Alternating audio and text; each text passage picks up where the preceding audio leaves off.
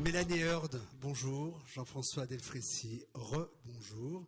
Mélanie, vous êtes docteur en sciences politiques, normalienne en discipline philosophique et vous pilotez les dossiers santé du think tank Terra Nova. Jean-François Delfrécy, professeur d'immunologie clinique, président du CCNE. Vous avez été aux commandes du Conseil scientifique Covid-19 de mars 2020 à juillet 2022. Et c'est bien de cette pandémie historique à bien des égards que nous allons parler. Elle nous apparaît à la fois très lointaine et si proche. C'était hier et il y a une éternité. Or, ce qu'elle a révélé sur les plans scientifiques, politiques, démocratiques, sociétal, géopolitiques, en termes aussi de santé publique, est considérable. A-t-elle au moins servi à quelque chose? En d'autres termes, en avons-nous tiré quelques leçons?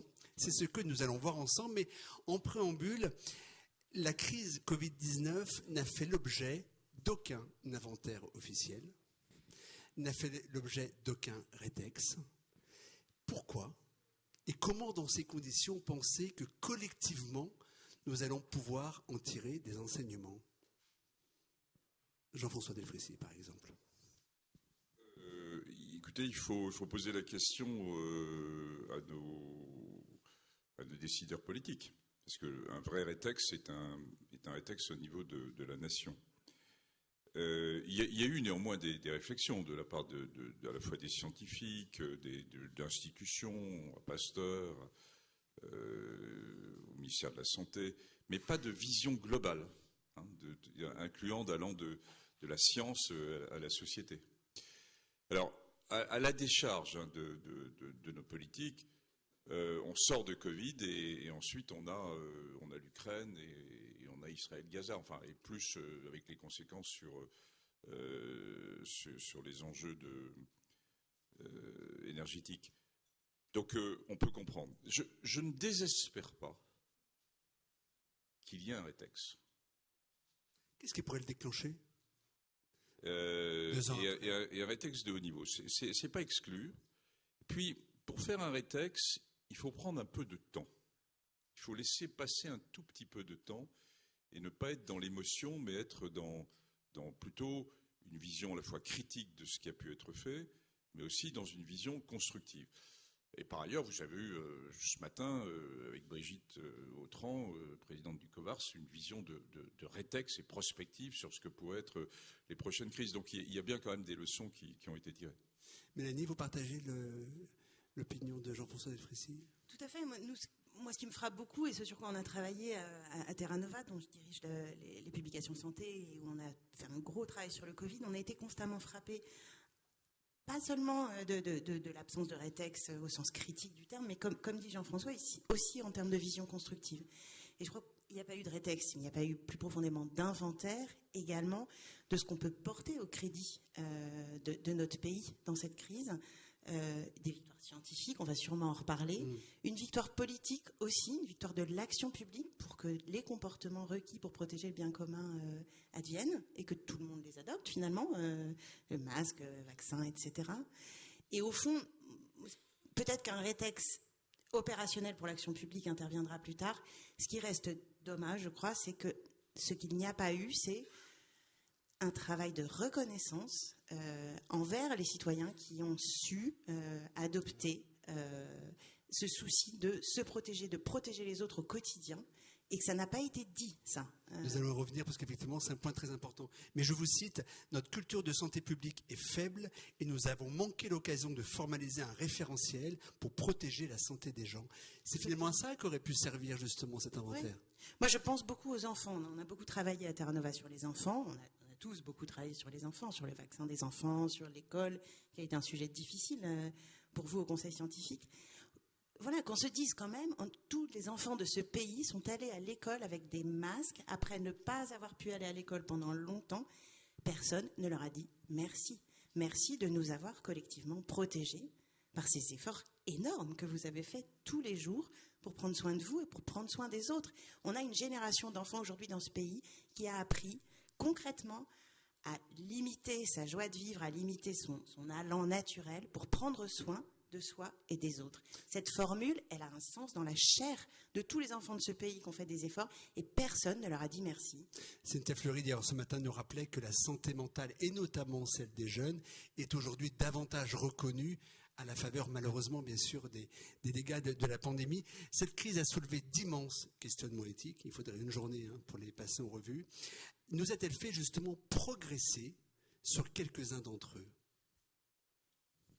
Alors, moi, je pense qu'il faut aussi rappeler qu'il y a une très grande résilience en France sur Covid-19. Enfin, vous avez tous envie d'oublier, vous avez bien raison d'ailleurs. Bon. Puis inversement, vous oubliez rien du tout, et on le sait bien. J'étais la semaine dernière en Italie où il y avait le sommet global des comités d'éthique et j'ai rencontré des amis italiens de l'Italie du Nord. Hein. Ils ne sont pas du tout dans la même vision que nous. Hein. Ils sont complètement encore dans le traumatisme de ce qui s'est passé. Vous vous souvenez de cette région de Bergame, de Bologne, des images qu'on voyait en disant jamais on verra ça en France fin février 2020. Et ils ont encore pas du tout surmonté. C'est-à-dire que dans un pays où l'Italie du Nord est au même niveau que nous, à la fois au niveau médical, économique, enfin c'est la même chose que la France, et ils ont une résilience qui est complètement différente, y compris dans les équipes médicales, et c'est vrai pour les citoyens. Alors, avant de répondre, moi je voudrais redire qu'on a 3 périodes sur Covid-19. Vous l'avez oublié, mais je vais vous les rappeler. On a 2020, où la science ne sait pas grand-chose, où on confine, et où la relation entre savoir et politique est chaude, mais se passe finalement pas si mal.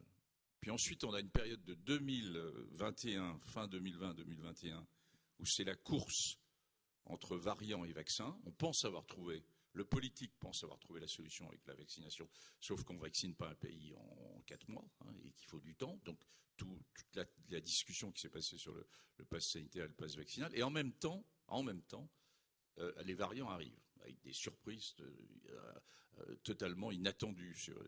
Puis on a la 3e période, qui est à partir de 2022, avec Omicron, alors 50 fois plus transmissible, tous les petits cousins d'Omicron, mais où somme toute le support immunitaire et la compréhension entre vaccination, vous avez 80% d'entre vous avez été contaminés par le Covid, il y a donc une barrière immunitaire, qui est un fond immunitaire qui se fait.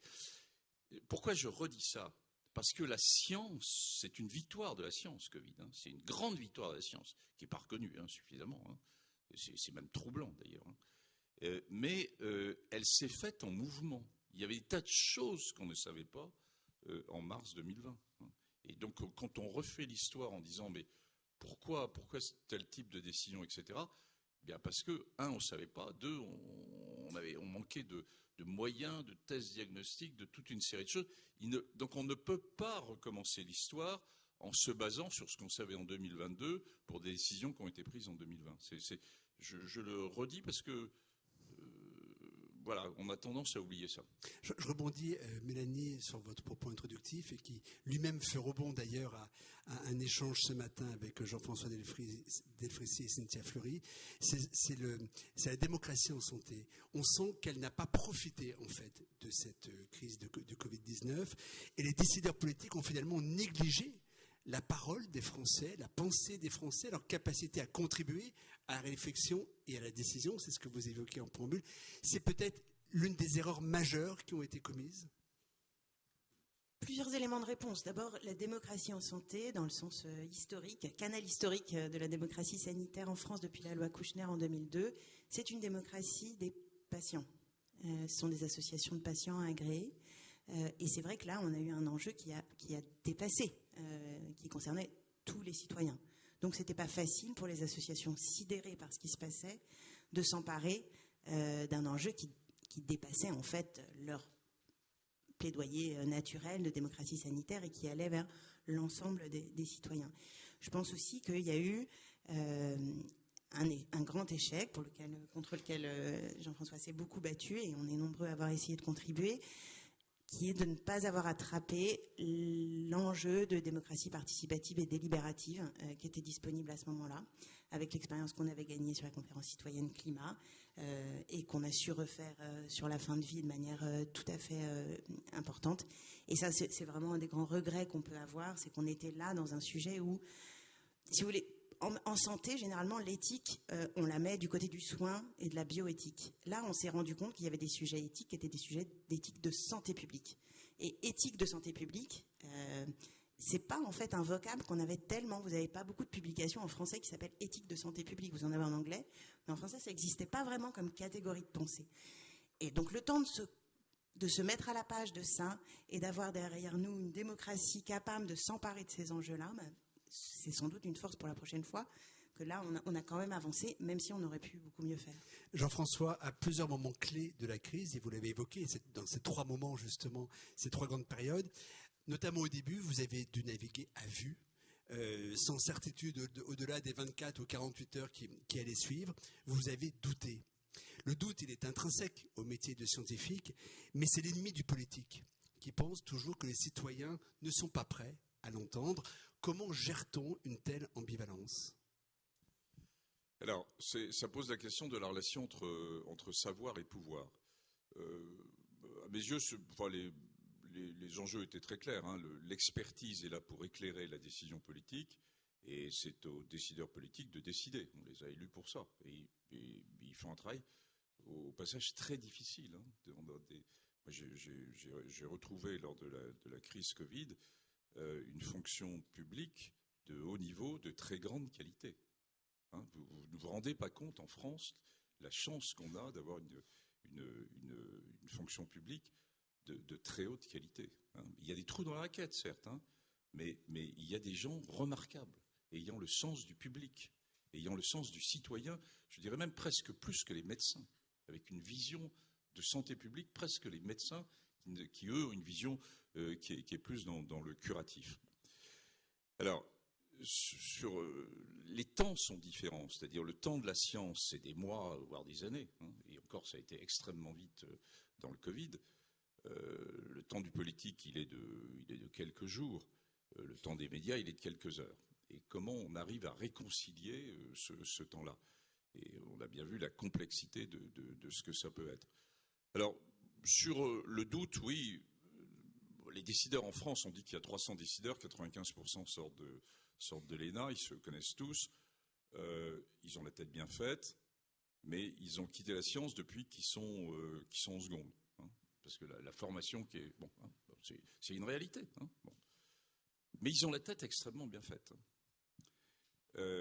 Et donc, cette notion de compréhension de phénomènes biologiques complexes, il faut un peu de temps. Et c'est la différence qu'on a entre le modèle français de cette haute fonction publique, une fois de plus, sur lequel j'ai trouvé, à titre personnel, vraiment de très très belles surprises, et le modèle allemand, par exemple, où la notion, une partie de la classe politique allemande ou des décideurs allemands sont des docteurs. Vous vous souvenez qu'Angela Merkel était docteur elle-même. Hein. Et où donc là, il y a une sorte de mixité, de fluidité de la connaissance et du corpus de décideurs qui n'est pas la même en France que dans d'autres pays. Et je pense que c'est une de nos lacunes. Mélanie, je vous permets de rebondir sur le propos de Jean-François Delfrécy. On aurait pu espérer que les sciences humaines et les sciences sociales tirent un profit de cette crise. Il n'en est rien, ou en tout cas c'est peu.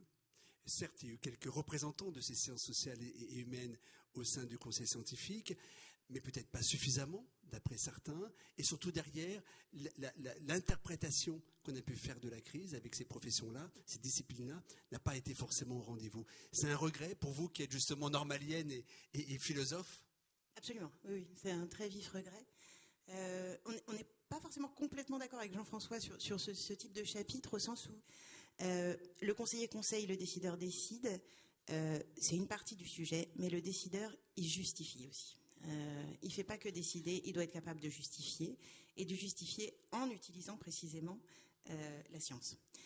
Et c'est, à mon avis, là, encore une autre grosse différence avec l'Allemagne, c'est qu'en Allemagne, du fait de décisions prises au niveau des Länder, vous avez un effort de justification, de délibération collective qui est systématique sur toutes les mesures à de multiples reprises, tandis que dans un système beaucoup plus centralisé, on a beaucoup moins d'efforts sur la justification. Et c'est là, pour répondre à votre question, qu'est-ce que peuvent apporter les sciences humaines et sociales dans le champ de la santé publique? Je trouve qu'elles peuvent vraiment apporter cette qualité de d'argumentation dans la raison pratique de justification des décisions qui sont prises. Et elles ne l'ont pas apporté en l'espèce. On ne va pas rentrer dans la liste des raisons pour lesquelles c'est le cas, mais c'est extrêmement dommage. Une question sur un point qui est clé dans une démocratie, c'est la confiance. La fabrication en un temps record des vaccins, la gestion sociale et économique de la crise aurait dû revitaliser le lien de confiance des Français envers, d'une part, les scientifiques, le monde scientifique, et d'autre part, envers les décideurs politiques. Il n'en est rien. Comment peut-on expliquer justement ce hiatus ? Alors, les données sont très frappantes sur la confiance dans la science en France. On est dans une situation qui est un peu paradoxale. Parce qu'on a une confiance dans la science qui est assez élevée,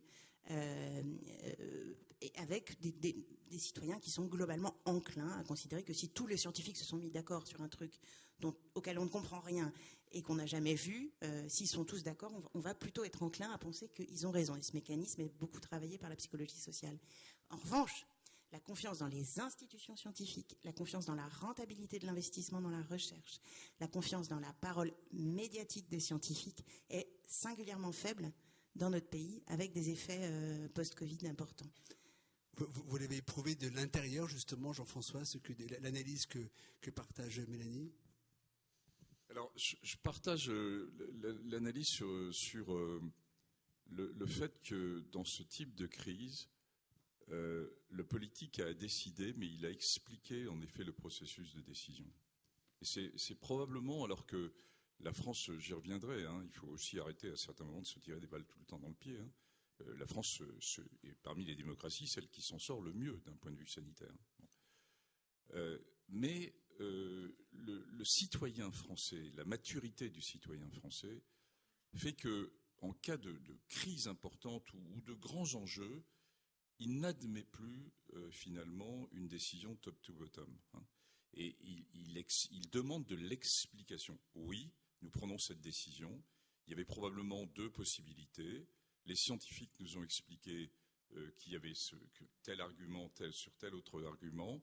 Et finalement, on a été amené à prendre cette décision. C'est rien, c'est 2 minutes de plus dans un discours. Et probablement, ça aurait beaucoup gagné. L'exemple assez extraordinaire, il y a l'Allemagne, bien sûr, qui pourtant a fait moins bien que nous, finalement, en termes de morbidité, mortalité. Mais l'exemple le plus typique, c'est la première ministre du Danemark, qui à chaque fois a très bien expliqué le type de décision qu'elle était amenée à prendre. Et elle a pris des décisions courageuses, vraiment, à certains moments. Et je pense que, enfin, vous en êtes tous conscients, et c'est pas seulement, je dirais, dans une forme un peu d'élite que vous représentez aujourd'hui dans cette salle, mais le citoyen français, le citoyen lambda, il peut comprendre beaucoup plus de choses qu'on ne le pense. Il est beaucoup plus intelligent qu'on ne le pense, à condition qu'on le explique. Vous évoquez la première ministre du Danemark. Nonobstant des particularités géographiques, notamment des îles, on pense à Taïwan et à d'autres territoires, certains pays, dirigés par des femmes, ont semblé avoir mieux maîtrisé que d'autres la crise, la pandémie. Est-ce que, Mélanie, vous hochez la tête? J'imagine que vous à la Nouvelle-Zélande. Voilà, la Nouvelle-Zélande. Mais c'est vrai que c'est une île, donc c'est aussi plus facile de gérer une pandémie dans ces conditions-là. Taïwan, c'était pareil. Le Danemark, c'est un petit peu le cas aussi. Mais au-delà de ça, est-ce que c'est révélé une manière féminine, justement, de gérer la crise? Je sais pas. En rebondissant sur ce que dit Jean-François, je pense que, en tout cas, l'effort de justifier les choses, de ne pas apparaître comme arbitraire et de ne pas prendre son interlocuteur pour un idiot sont plutôt des choses bien partagées chez les femmes. Mais... Elles sont majoritaires. Je ne ferai aucun commentaire. Alors par contre, là, vous allez commenter. La gestion de la crise a été ultra centralisée à l'Élysée. Les premiers mois, vous étiez en contact quotidien, permanent avec le chef de l'État. Et c'est à l'Élysée que se décidait quasiment toute la politique de riposte. Est-ce que ça laisse des traces ensuite sur le fonctionnement de la gouvernance politique, sur l'équilibre des véritables pouvoirs entre l'exécutif et le Parlement, et au sein même de l'exécutif, entre l'Élysée, Matignon et les ministères, notamment celui de la Santé? Bon, on est dans une crise quand même sans précédent, en tout cas depuis une centaine d'années, qui touche, les pays riches, et 2, à l'intérieur des pays riches, les patients les plus fragiles et les plus âgés. Donc ceux qui aussi ont une forme de pouvoir.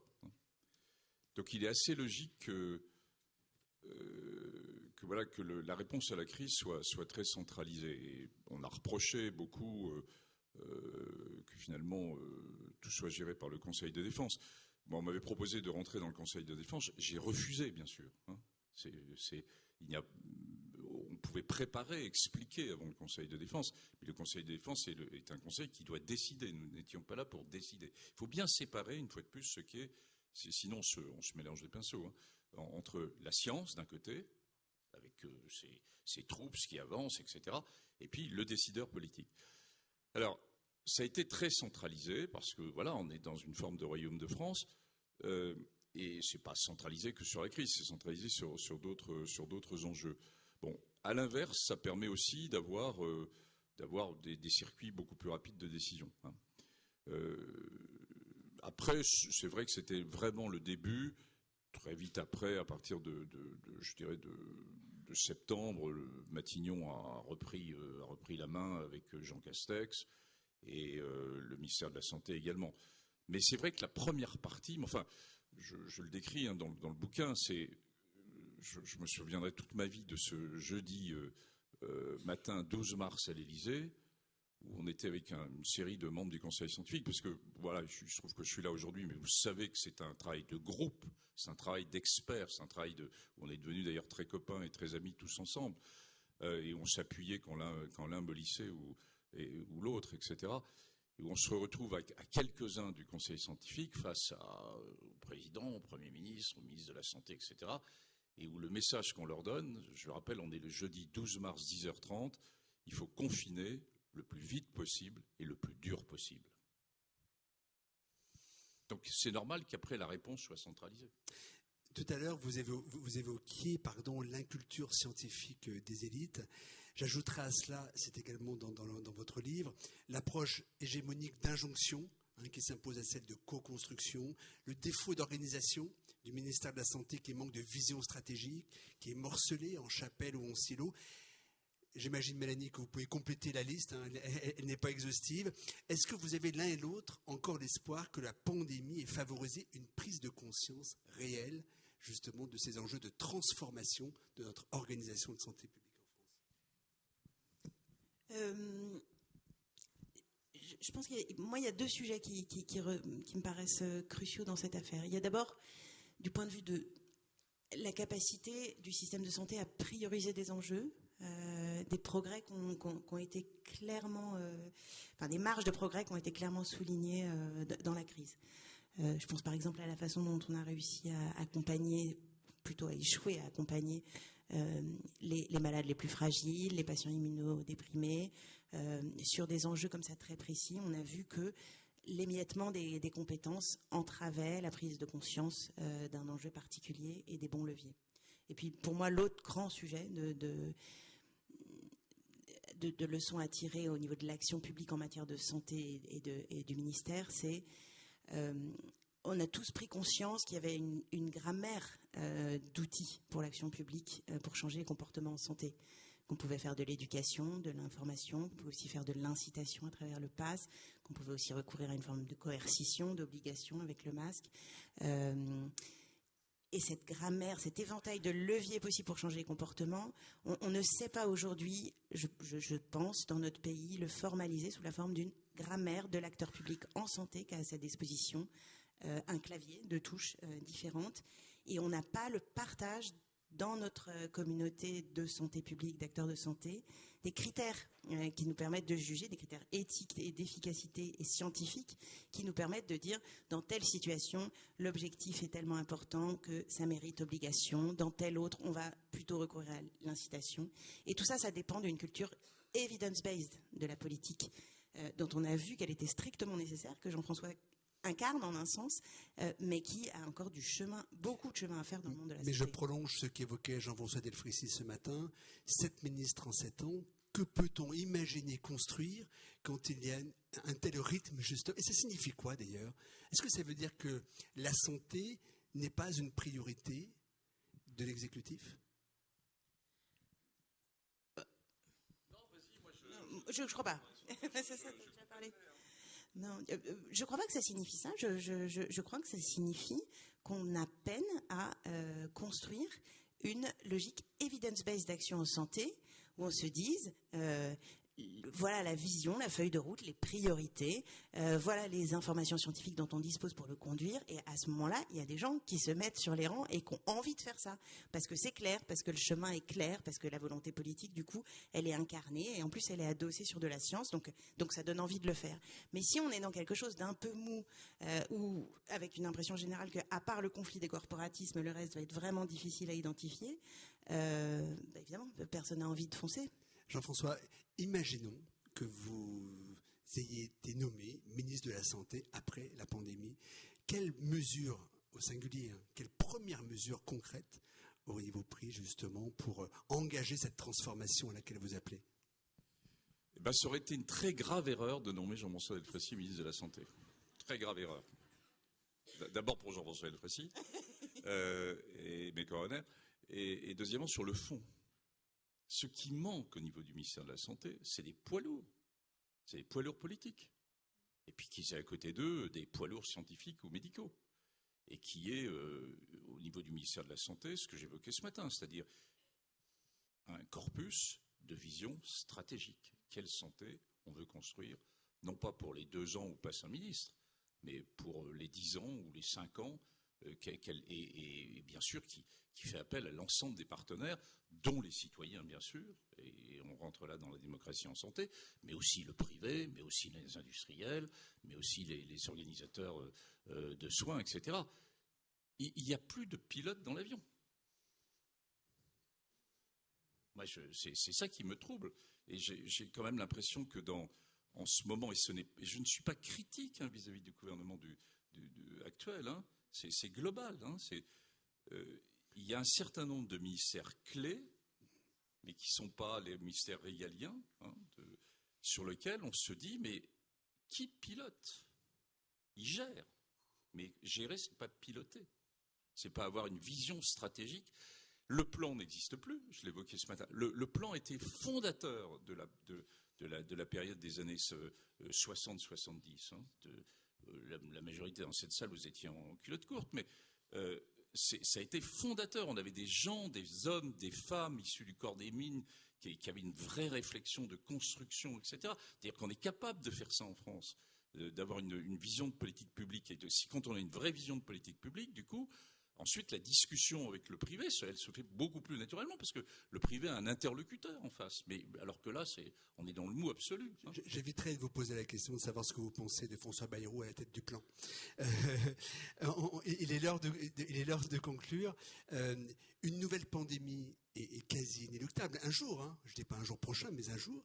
On a évoqué ce matin avec Brigitte Autran cette grippe aviaire là qui semble, en tout cas, qu'on voit aujourd'hui germer aux États-Unis, notamment au Texas, mais pas seulement au Texas. Est-ce que nous sommes aujourd'hui mieux armés qu'hier pour affronter une nouvelle pandémie? Et en d'autres termes, je reprends ma question, mon introduction. La pandémie aura-t-elle servi à quelque chose? Alors, d'abord, je voudrais juste dire un mot quand même parce que sur le bilan, parce que il faut aussi arrêter le bashing français permanent qui est une grande tendance à la française. Je rappelle que si on regarde, et ce sont des équipes internationales qui l'ont montré, si on regarde sur des marqueurs durs que sont, non même plus que la mortalité, mais la perte de durée de vie d'une nation qui permet de regarder à la fois ce qui est lié à la mortalité Covid, mais à la mortalité qui serait induite, entre guillemets, par une absence de soins suffisamment précoce dans le cancer ou dans le cardiovasculaire, par exemple. Bien, la France perd environ 3-4 mois durant les 2 premières années du Covid. L'Allemagne perd un peu plus, plutôt 5 mois. L'Angleterre, l'Italie et l'Espagne sont plutôt autour de 8-9 mois. L'ensemble des pays d'Europe de l'Est se situe perd 1,6 ans. Et les États-Unis, qui sont le pays de l'innovation, qui ont finalement poussé pour à la fois les vaccins mRNA, pour les 2 antiviraux, etc., perdent moins 2,6 ans.